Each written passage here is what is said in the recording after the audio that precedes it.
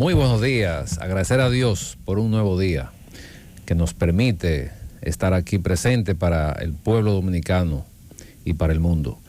Gracias, Dios mío, por todo. Gracias a don Bienvenido Rodríguez y a su familia por la oportunidad que nos da cada lunes de llegar al pueblo dominicano, los dominicanos presentes en nuestro país y en el resto del mundo. Vamos a iniciar rápidamente, Roberto, con nuestro tip urológico de la receta médica de la Z101, el tip urológico de la semana. Algunos datos que debes conocer del virus del papiloma humano. Primero, que es tratable y puede controlarse, pero no tiene una cura definitiva. Okay. Segundo, que la vacuna Gardasil 9 previene el contagio de los tipos de papiloma de alto riesgo que tienen que ver con el cáncer de pene, de vulva, vagina y cuello uterino. Que la vacuna se puede colocar desde los 9 hasta los 45 años de edad. Y que vacunarse contra el papiloma es un acto de responsabilidad tanto para usted como para su pareja. Ante la duda, visite a su urólogo.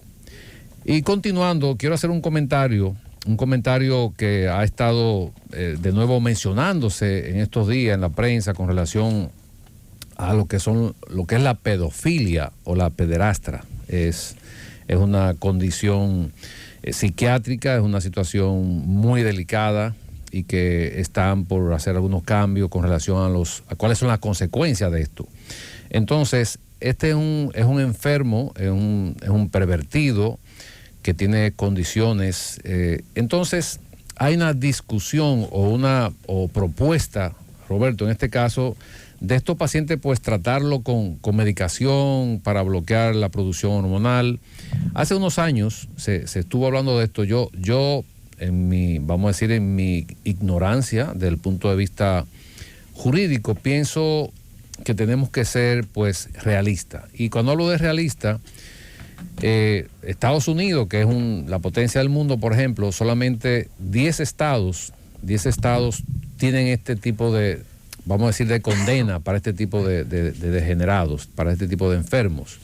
En 10 estados ellos tienen este tipo de tratamiento y no le ha funcionado. No ha funcionado. Yo pienso... El tratamiento farmacológico. El tratamiento farmacológico. Y para que nuestros radioyentes puedan entender a qué nos estamos refiriendo, estos son personas enfermas que sienten atracción abusan de los niños y bueno. Y entonces cuando son descubiertos, pues la condena es que le bloquean la producción de hormonas con inyecciones. Pero ¿qué pasa? En nuestro país, nosotros los urólogos manejamos este medicamento con pacientes con cáncer, pero lamentablemente muchas veces a los pacientes no le cubre el costo de este medicamento a un paciente que está enfermo. Imagínate si se le aplica o se le indica a un paciente de esta índole. Yo pienso que con la aplicación de este medicamento, primero tú tienes que tener un consentimiento para aplicarlo al paciente, independientemente de todo. Es un problema. Entonces tú tendrías que negociar con un delincuente, en este caso. Yo pienso que la sanción debería ser un poco más drástica desde mi punto de vista. Y esto, lo malo de esto o lo negativo de este tratamiento, en caso de que se aprobara en algún momento, es que cuando el paciente deja de usar el medicamento, vuelve a su estado normal. Entonces pienso que una manera de poder controlar la producción hormonal en este tipo de pacientes es haciendo una castración quirúrgica, no médica, no con medicamentos, porque con una castración quirúrgica pues sería definitivo ya la producción hormonal. Quería hacer este comentario en base a esto, pero vamos a entrar a... Pero antes de que usted continúe, doctor, ¿estarían considerando ambos tratamientos, tanto la castración quirúrgica y el tratamiento farmacológico, también se habla de la castración química? ¿Sería esta la parte farmacológica? Cuando se habla de castración química se refieren a medicamentos. Pero ¿qué pasa?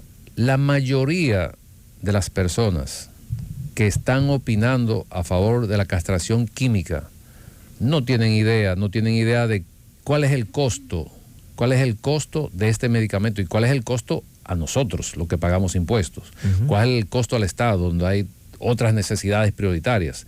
Entonces, es importante informar que esto tiene un costo muy alto, por encima de un sueldo mínimo. Entonces, ¿cómo tú le vas a aplicar un medicamento que se nos hace difícil a veces conseguirlo para un paciente con un cáncer? Y entonces pienso que, por eso, mi opinión en ese sentido. Muy bien. Bueno, entonces vamos con nuestro radio oyente, vamos a dar unos tips con relación al tema de hoy que vamos a tratar. Y el tema de hoy es lo que referimos a implante o prótesis peneanas. Este es un tratamiento que siempre es bueno hablar primero desde el punto de vista fisiológico cuando se produce, por ejemplo, una alteración hormonal en un paciente. Esto puede pues conllevar a una disfunción o a una disminución de la calidad de erección de este paciente, pero también tenemos que mencionar el sistema vascular, que es la circulación, lo que tiene que ver con la función de todos los órganos. No escapa en este sentido pues el pene. También tenemos que hablar del sistema neurológico, es el sistema que pues lleva la conducción, la sensibilidad al órgano para que se pueda producir un funcionamiento fisiológico, valga la redundancia. Y por último, no menos importante, es el aspecto psicológico. O sea, tenemos 4 aspectos importantes que tomar en cuenta antes de tomar una decisión de tratamiento con un paciente con una disfunción. ¿Por qué?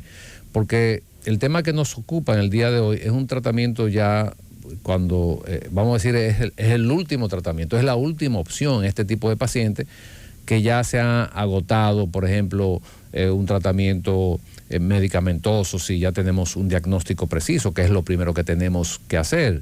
Antes de iniciar un tratamiento en un paciente, pues tenemos que saber cuál es el diagnóstico, cuál es la causa que está produciendo esta condición, porque si tenemos un paciente, por ejemplo, que tiene su sistema neurológico normal, su sistema hormonal, su sistema circulatorio, entonces ahí tenemos que tratar a este paciente con la multidisciplina. ¿Por qué? Porque si tenemos una condición psicológica, entonces este paciente tenemos que auxiliarnos del tratamiento psicológico y a veces de psiquiatría. Entonces, por eso es importante la historia clínica, el diagnóstico definitivo antes de iniciar un tratamiento.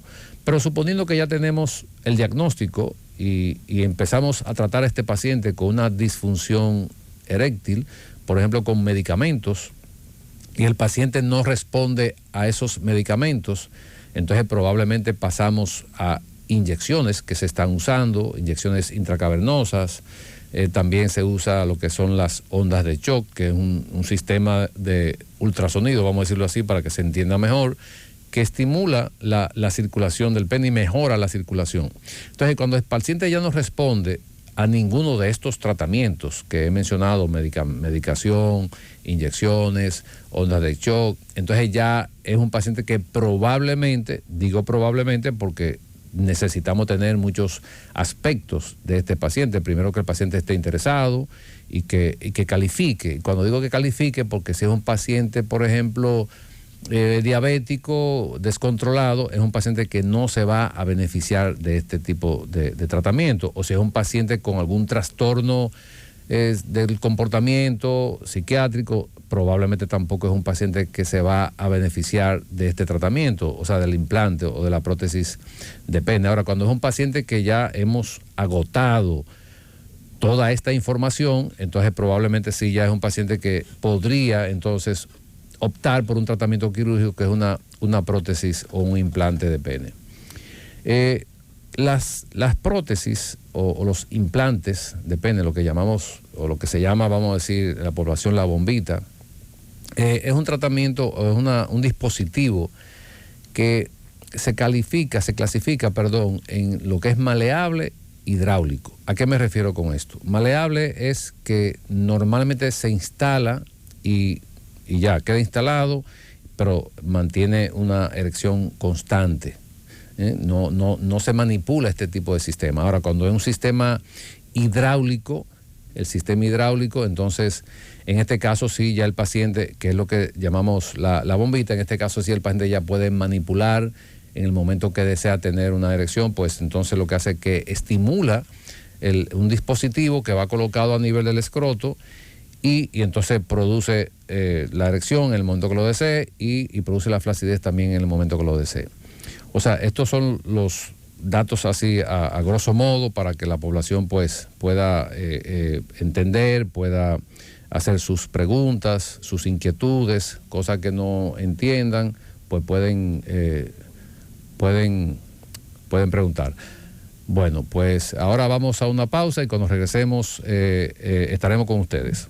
809-732-0101, 809-221-0101 y al 855-221-0101. Cualquier inquietud que usted tenga en torno al tema de hoy, usted puede externarlo en este momento. Recuerden que están aquí el doctor Pablo Mateo, médico urólogo, igual forma Wellington Ledesma, están en la plena disposición de responder sus inquietudes en esta hermosa tarde de lunes, inicio de semana. Los tips que siempre trata el doctor Mateo acá, la gente está muy pendiente, prestándole la debida atención, y usted hablaba acerca de la castración química y la castración quirúrgica. Doctor, a propósito de lo que nos escribe un oyente por allá, pero la gente está más inclinado con el punto suyo, que sea una castración quirúrgica y no química, doctor. Eso es más efectivo, parece ser. No es por la efectividad, Roberto, es que yo creo, en mi punto de vista, que con lo mal hecho no se negocia. Se aplica lo que está dentro de la Constitución, de las reglas. Entonces, el gasto y el consumo, cuando se habla de medicamentos para este tipo de condición, es muy alto para nosotros. Y la durabilidad, por ejemplo, cada tiempo es temporal. Puede ser mensual, puede ser cada 3 meses, cada 6 meses, pero a medida que avanza el tiempo del medicamento, avanza el costo. Entonces, por ejemplo, una inyección mensual podría rondar los $200, $300 mensual. Yo creo que es mucho dinero para una condición, para un acto delictivo, vamos a decirlo así, sí, y tú poder mantener ese control con medicamentos. Si hay otras opciones que son mucho menos costosas y mucho más efectivas. Y en caso de que surgiera vamos a decir, un cambio en el individuo, se tomaría muchísimo tiempo, porque ahí entra la parte farmacológica y la parte psicológica también. Saludos. Buenas tardes. Adelante. Sí, yo estoy presentando un dolorcito en el testículo derecho. Me hice un examen y no aparecí con nada, pero ¿qué pasa? Que cada vez que hago un poquito de fuerza, vuelve y presenta ese dolor ahí intenso.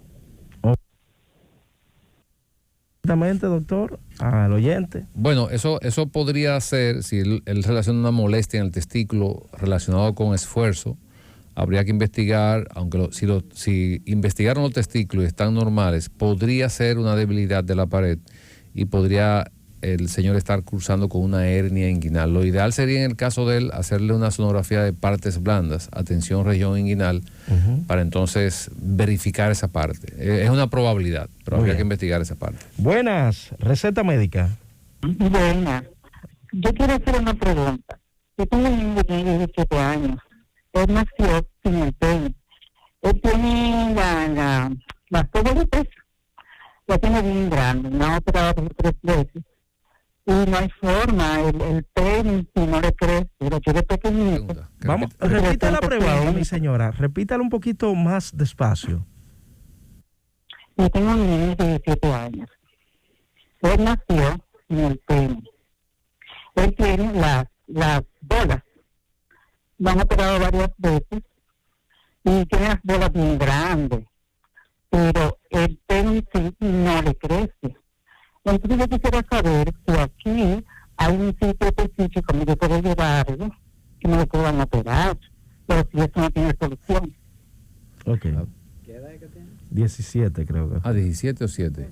7 años. Porque... Bueno, si tiene 7 años y tiene los genitales que todavía no se han desarrollado de una manera que nosotros consideramos que es normal. Muchas veces nosotros como urólogos identificamos al paciente y en el rango de edad que él está, lo llevamos de la mano con un endocrinólogo pediátrico. Y también un urólogo pediátrico puede tener un mayor expertise en ese sentido, pero ¿qué es lo que pasa casi siempre si los testículos no han descendido lo suficiente? Entonces a veces ellos no producen la cantidad de testosterona. Uno tiene que ver si es de un lado, si es de los dos lados, para dar medicamento. Cuando es de los dos lados, entonces muchas veces uno da un medicamento para ayudar a que desciendan los testículos. Otras veces no descienden y amerita que uno lo descienda quirúrgicamente y haga lo que se considera una apexia, es decir, dar un punto de sutura para que el testículo se mantenga cerca del exterior, y entonces esa falta de producción de andrógeno, la testosterona fundamentalmente,